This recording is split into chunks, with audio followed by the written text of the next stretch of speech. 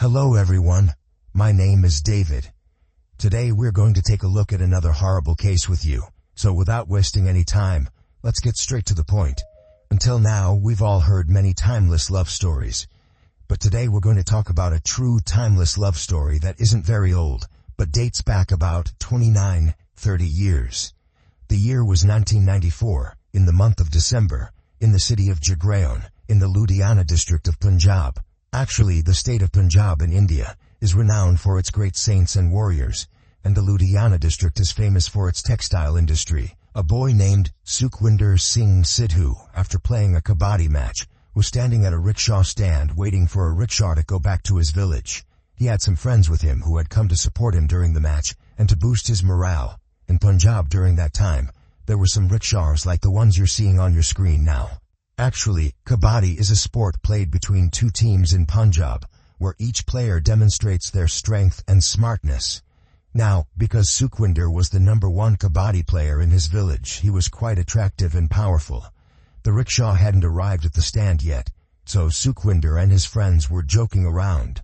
Meanwhile, Sukhwinder and his friends noticed 3 women walking towards the rickshaw stand from the opposite road.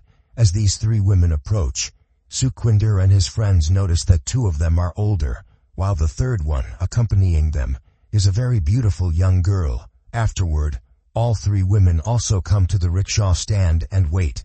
After some time, when the rickshaw arrives at the stand, all passengers get in. The beautiful girl sits on the back seat, while Sukhwinder stands behind the rickshaw.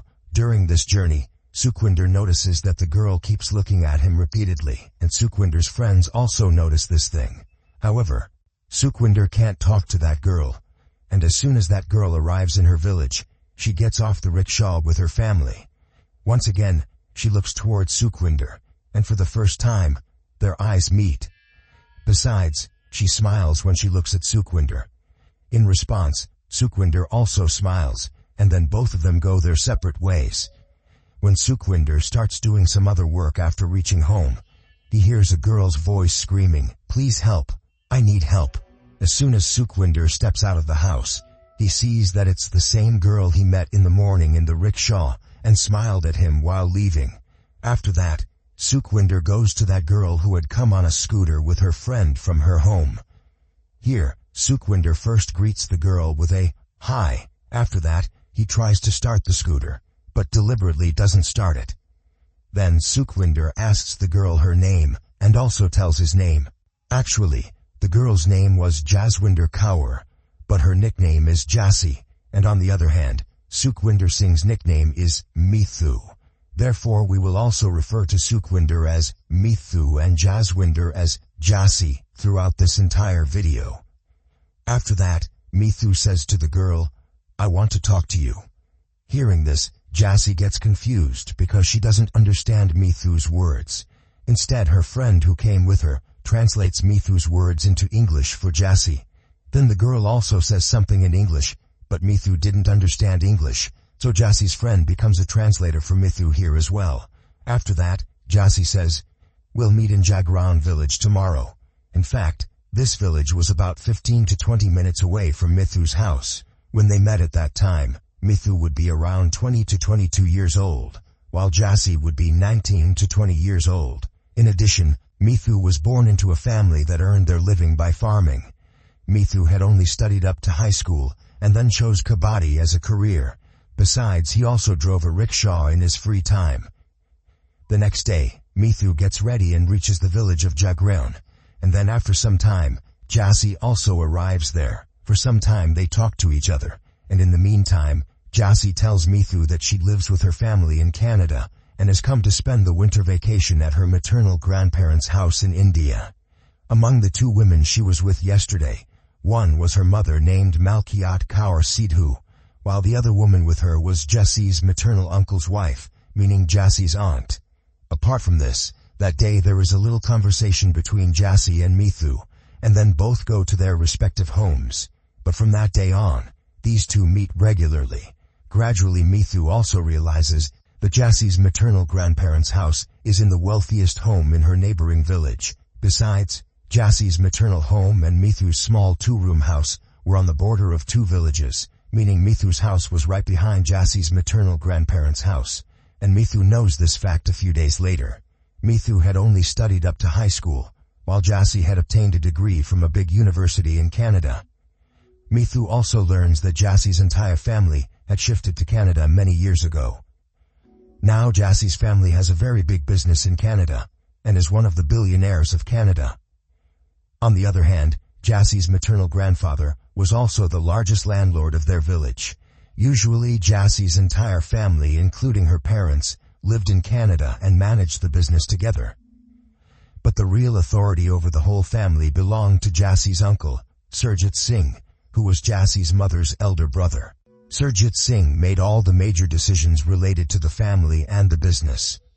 Learning all this, Mithu understood that in a way, Jassi's family was influential both in the village and in Canada, with wealth worth millions, while Mithu, in comparison, was just an ordinary farmer. This meant that there was a significant financial barrier between Jassi and Mithu's love story.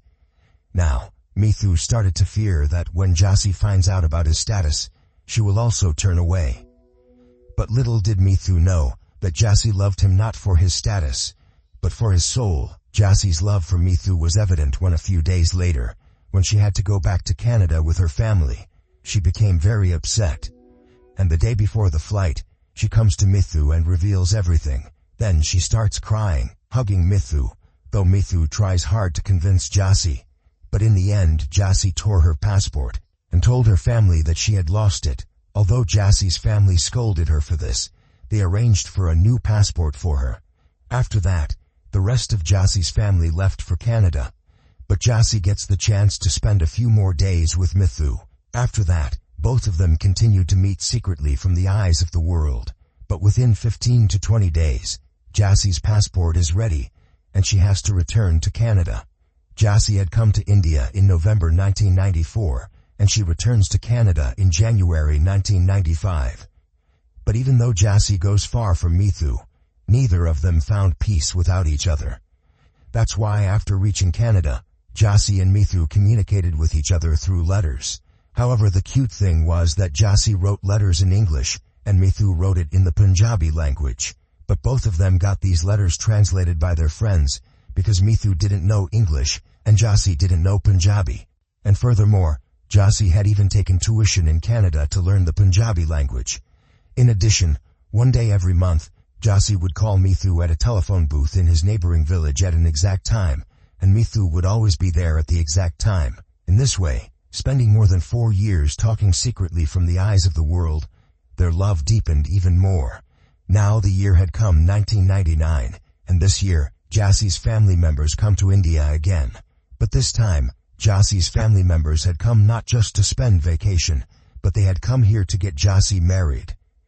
The family members had also liked a landlord's son from the neighboring village for Jassi, and now only a few formalities were left to be completed. However, Jassi was consistently opposing the marriage, and she said that she didn't want to get married yet, but Jassi's family members had refused to listen to her. Until now, Jassi had not openly told her family members that she loved Mithu, because she knew that if she told her family members about it, they would immediately reject this relationship and might even harm Mithu.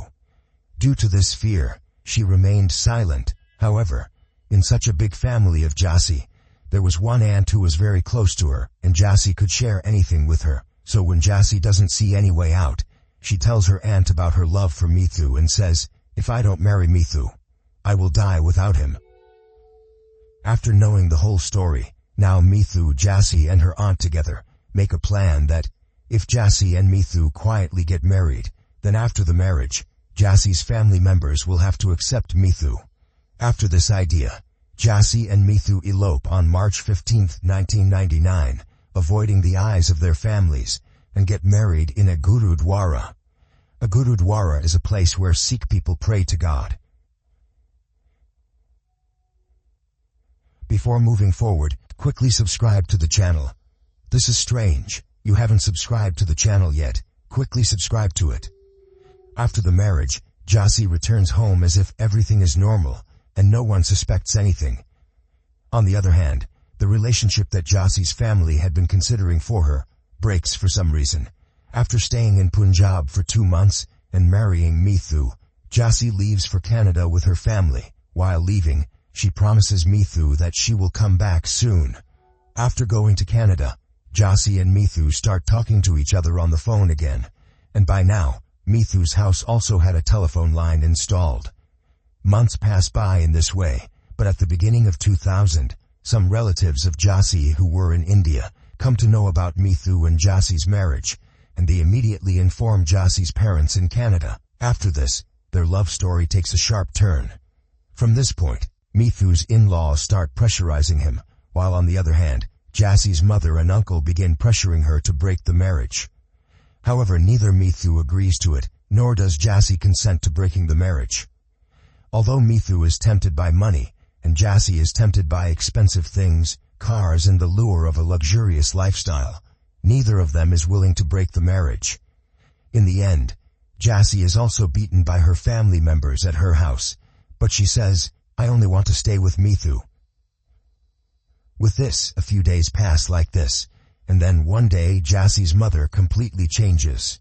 She tells Jassi, "What's done cannot be undone, so we have decided to accept this relationship, and will arrange for you both to marry with pomp and show here, and will call Mithu to Canada." Hearing this, Jassi becomes very happy. One day amidst all this, Jassi's mother goes to Jassi with some documents and says, "Sign these so that Mithu can be called to Canada." After seeing those documents, Jassi realizes that all the documents are related to Mithu, so she signs on each document one by one. But in those documents, Jassi's signature was going to change Mithu's life. Actually, there was also a document among all those documents in which it was written from Jassi's side that Sukhwinder Singh Sidhu aka Mithu forced me, means Jassi, into marriage at gunpoint. He kidnapped me, assaulted me, but then when I got the chance, I came to Canada with my family. In reality, after Jassi signs this document, her family members send it to the India, Punjab police, and based on it, an FIR is registered against Mithu for abduction, forced marriage, illegal weapons possession, etc., and he is also arrested.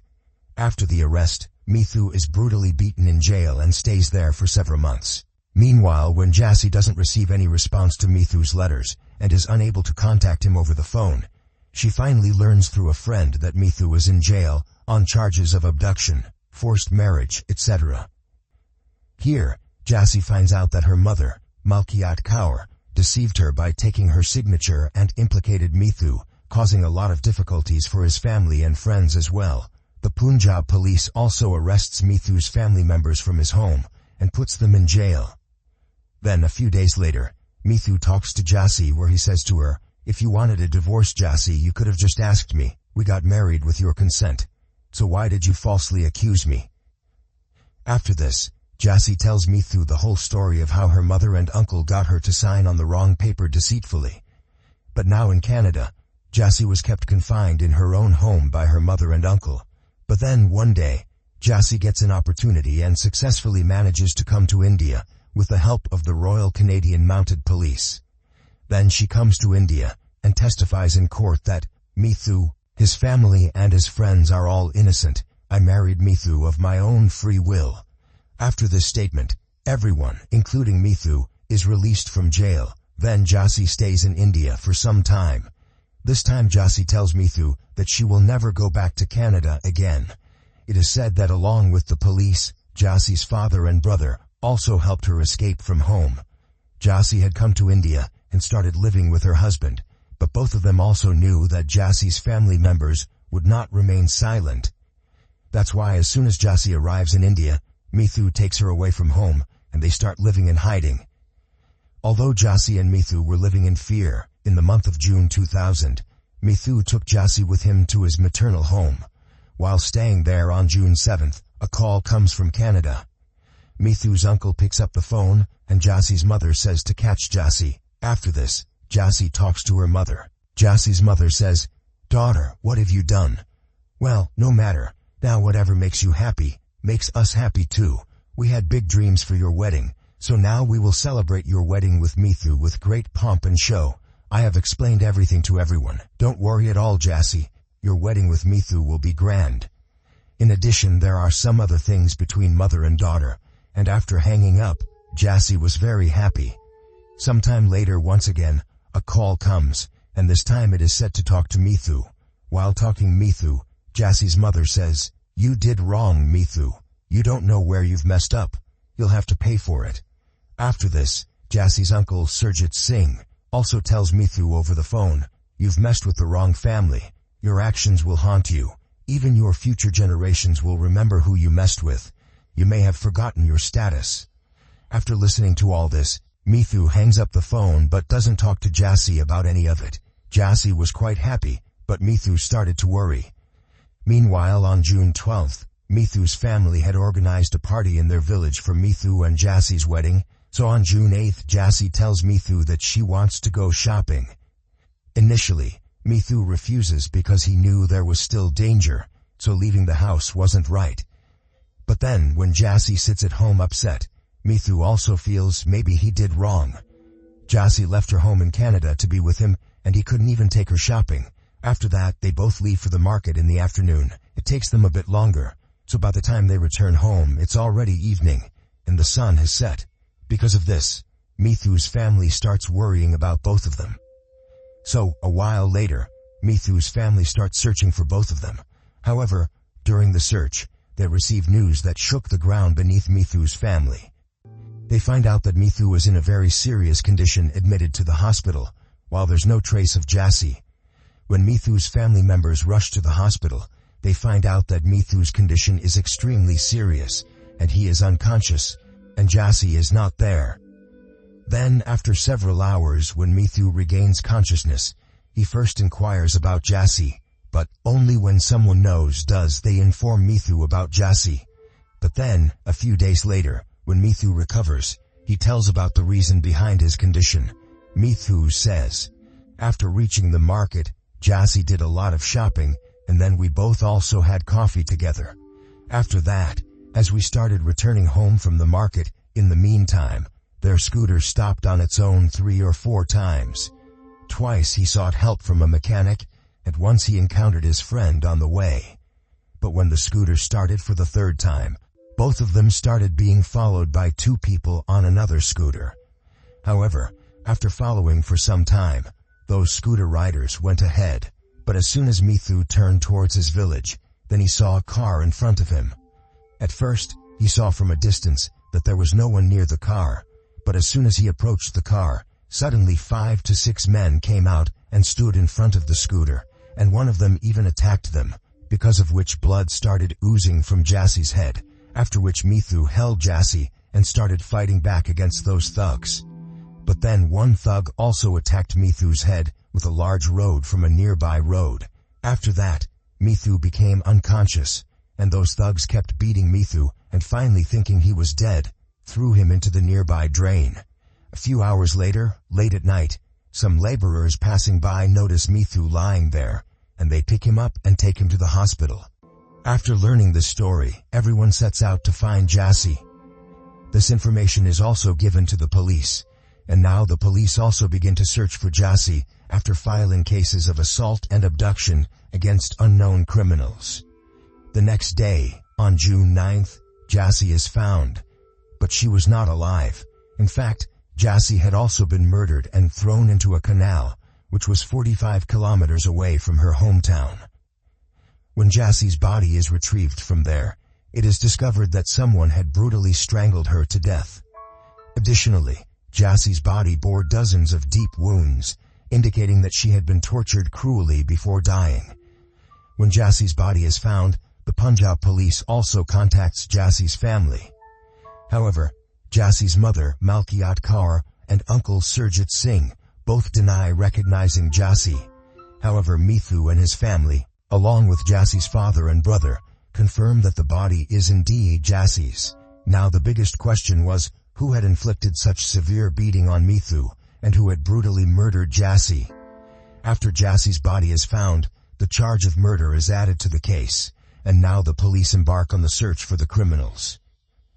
During the search for the criminals, the police managed to apprehend several major criminals in the vicinity based on suspicion. The police were so alert because although Jassy was Mithu's wife, She was actually a Canadian citizen. In the case of Jassie's death, suspicions quickly arise among certain individuals, and the police soon discover who was involved in Jassie's murder. Therefore, when the police interrogate these individuals rigorously, some criminals confess to having committed Jassie's murder themselves, and admit to brutally beating Mithu as well. But the question remains, who instigated all of this? However, during the investigation, when the names of certain individuals come up, nobody trusts anyone. Anil Kumar, a gangster involved in this incident, implicates Inspector Joginder Singh of the Punjab police, claiming that he had given him a contract to kill Mithu a few days earlier. Now, the police immediately start searching for Inspector Joginder Singh and manage to arrest him shortly after. When questioned by the police, Joginder Singh explains that he carried out the murder because he received a phone call from Darshan Singh, Jassie's other uncle who resides in Punjab. Darshan Singh promised him a group of 3 lakhs to kill Mithu. Now the police ask the assailant why he killed Jassie when he was given the contract to kill Mithu. Upon revealing the truth, Anil Kumar and his accomplices leave everyone astonished. Anil Kumar explains that after beating Mithu, they thought he was dead, so they threw him into the nearby drain. Then, following Darshan Singh's orders, they took Jassie to an empty farmhouse. As soon as Jassie regains consciousness upon entering the farmhouse, she begins to search for Mithu. Upon inquiry, the goons inform her that Mithu is dead. One of the goons gets call from Jassie's mother, and then hand over the call to Jassie. She hears her mother Malkiat Kaur's voice. Malkiat Kaur tells her, "Daughter, come back home now. What's done is done. You made a mistake and we fixed it. Everything is back to normal now." Upon hearing this, Jassie starts yelling at her mother saying, "Mom, you've betrayed me. I'll tell everyone the truth about what you did. How disgusting your true face is, Mom." As soon as Jassie says this, one of the goons snatches the phone from her. Now, he starts talking to Jassie's mother. Malkiat tells him to wait for a moment. She will tell them what to do next. After this, Jassie's uncle and her mother have a conversation. Afterward, they call the goons again and instruct them, beat up Jassie and threaten her, besides asking her to testify against Mithu and come back to Canada. Despite being beaten badly by the goons, Jassie still refuses to return to Canada and testify against Mithu. After this, the goons once again talk to Jassie's mother and tell her that Jassie is not willing to listen to them. After this, Jassie's mother tells the goons, "If Jassie doesn't listen to anything, you guys can kill her too." Initially, the goons refused to do so because their deal was only to kill Mithu for 3 lakh rupees. But Jassie's uncle, Surjit Singh, says, "Separate 3 lakh rupees will be given to you for Jassie's murder." After that, the goons brutally beat Jassie, attacking her body with swords, knives, and pieces of glass. Jassie is tortured badly, and finally, one of the goons strangles her to death. Jassie dies, and her body is lifted and thrown into a distant canal. Following this revelation, 13 people including Jassie's maternal uncle Darshan Singh, who resides in India, are arrested in this murder case. They are charged with abduction and murder among other offenses. Jassie's mother Malkiat Kaur and her uncle Surjit Singh, who live in Canada, are also considered prime suspects. Now, since the victim and the accused had relations in Canada as well, the trial of this case begins in both India and Canada. During the trial in India, it is proven that when Jassie refused to leave for Canada without Mithu, Jassie's mother Malkiat Kaur and uncle Surjit Singh planned that if Mithu is killed, Jassie will surely come back. After this, Surjit Singh contacts his brother Darshan Singh in India and assigns him the task of getting Mithu killed. Afterwards, he contacts Inspector Joginder Singh of the Punjab police and seek his assistance in this matter. Following this, Inspector Joginder Singh arranges a meeting between Darshan Singh and a contract killer named Anil Verma. Subsequently, Anil, along with his gang, executes this incident. After a lengthy trial on October 21, 2005, Sangrua court sentences 11 out of 12 people as guilty. Among the convicted individuals are Jassie's other maternal uncle Darshan Singh, Police Inspector Joginder Singh, and contract killer Anil Verma. However, as time progresses, these individuals challenge the verdict of the lower court in the Punjab and Haryana High Court, where almost all the accused are granted bail one by one. In the end, Only Jassi's other maternal uncle Darshan Singh, Inspector Joginder Singh, and contract killer Anil Kumar are deemed guilty and sentenced to imprisonment. However, all the convicted individuals challenged this decision of the High Court in the Supreme Court. Subsequently, proceedings begin here as well, and on April 16, 2015, Darshan Singh is acquitted and discharged. However, the rest of the defendants do not receive relief from here, and their sentence remains upheld. Apart from this, before delving into what happens in the courts of Canada, let's take a step back in the case.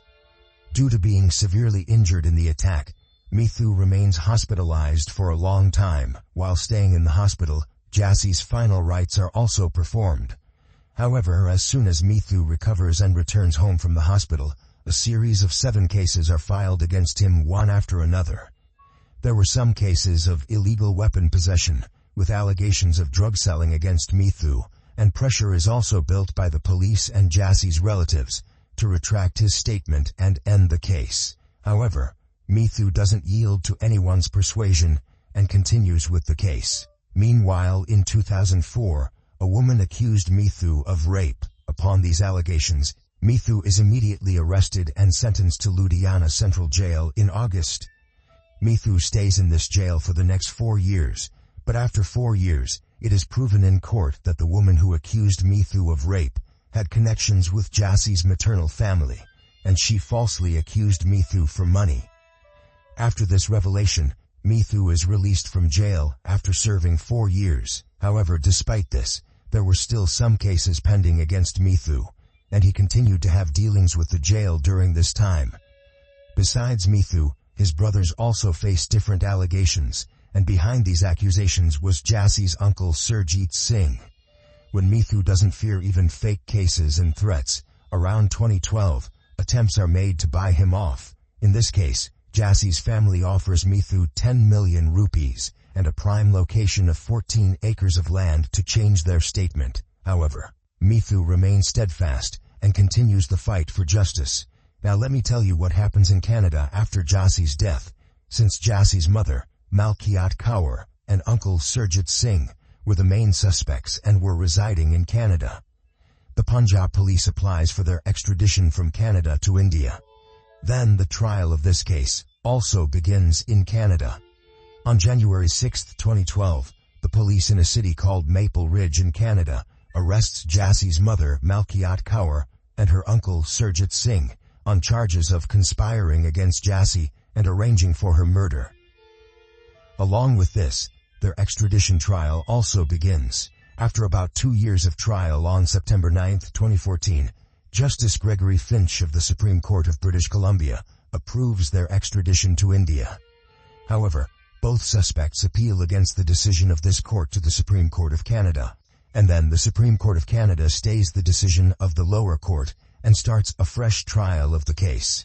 The decision of this trial in the Supreme Court of Canada comes on September 8, 2017. This time the court orders Malkiat Kaur and Surjit Singh to be sent back to India to face charges filed in India. After the Supreme Court of Canada's decision, 3 officers of the Punjab police immediately head to Canada to take both accused into custody.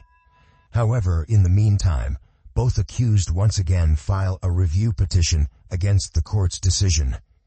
As a result, the Punjab police have to return empty-handed, although filing the review petition provides both accused with temporary relief for a few months. But finally, on December 11, 2018, the Supreme Court of Canada rejects their review petition, leading to the final stamp on their extradition to India. After the completion of legal formalities, both accused are finally sent back to India by the Canadian police on January 24, 2019.